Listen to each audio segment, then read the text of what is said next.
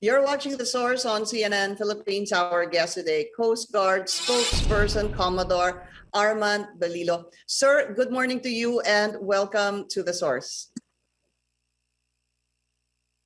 Good morning, Pinky. Magandang umaga po at thank you for the opportunity. Thank you also. So the Philippine Coast Guard, the BFAR, the Navy continues its, well, the Coast Guard and the BFAR is continuing its maritime patrols in the West Philippine Sea, especially very recently there was video coming from the Philippine Coast Guard doon po sa Escoda Shoal, which is I think 70 nautical miles off Palawan. This was taken in April 27, and I just want to bring this back, no? Let's listen to how the PSG confronted what they saw when they saw Chinese vessels over in Escoda Shoal. Foreign vessel at Escoda Shoal. This is Philippine Coast Guard. BRP Cabra MRRV 4409. You are within Philippine Exclusive Economic Zone. You are requested to provide the following: name of vessel, intention, last and next port of call on channel 16. Commodore, tell us what happened last April 27 over there in Escoda Shoal. Paano ho kayo napunta doon at nakita itong mga tinatawag na Chinese militia vessels? Well, actually, Pinky, middle of this last month, April, no, mga April 15, Admiral George Orsabia ordered the task force pagsasanay. It's a maritime exercise to be undertaken by the Philippine Coast Guard to include 8 capital ships kasama yung BFAR and to be held in the West Philippine Sea. At after that, pupunta ng Batanes at ng Benham Rice. This is para ma-optimize yung aming operational readiness o ma-train namin yung mga personnel namin, no, for Coast Guard functions. And on April 27, nagkataon, andyan yung ating mga personnel sa malapit sa Escoda Shoal, and we got information from the Western Command na mayroong ding mga foreign fishing vessel dito sa area.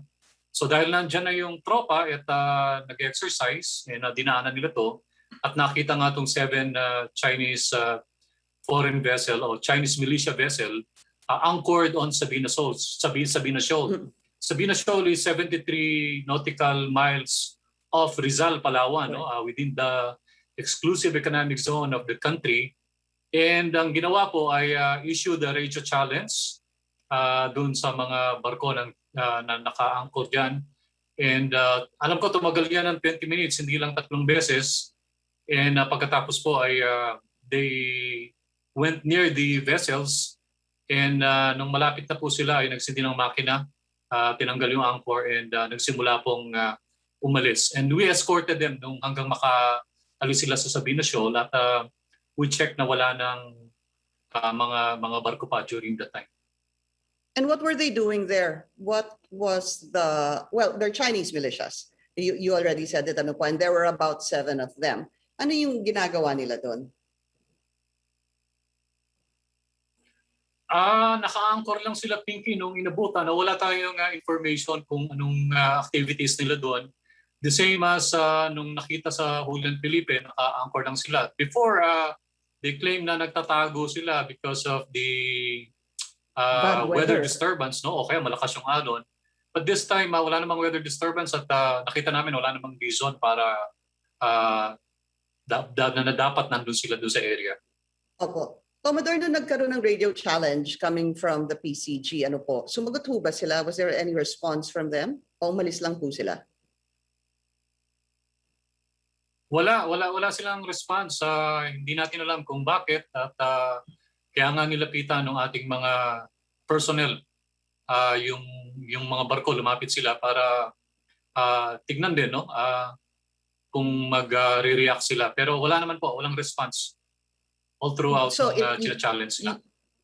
You would describe it wasn't a tense situation? Sorry, Pinky?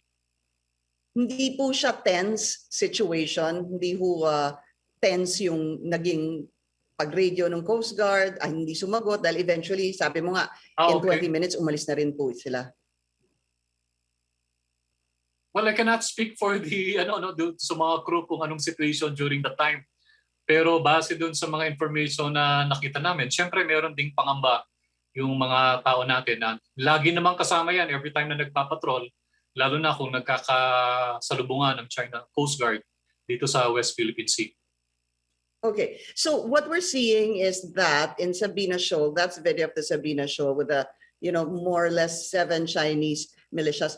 Let's go to another area, Commodore. Yun sa Scarborough, nagkakaroon ho din ba ng maritime patrols doon sa Scarborough Shoal? Yes, last April 23 yung BRP Gabriela Silang. This is the offshore patrol vessel na pinakamalaki ng Philippine Coast Guard that we acquired from France last year.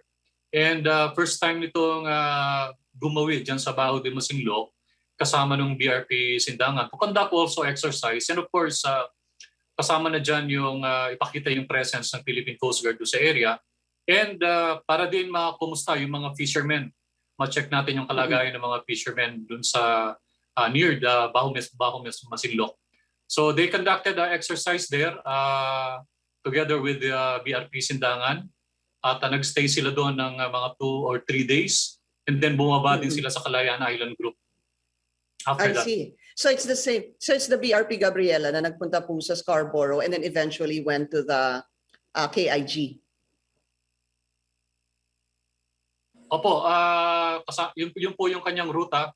Magsisimula sila doon sa Baho de Masinloc and then they also proceeded to the Kalayaan Island Group to be with the other Coast Guard vessels and BFAR vessels.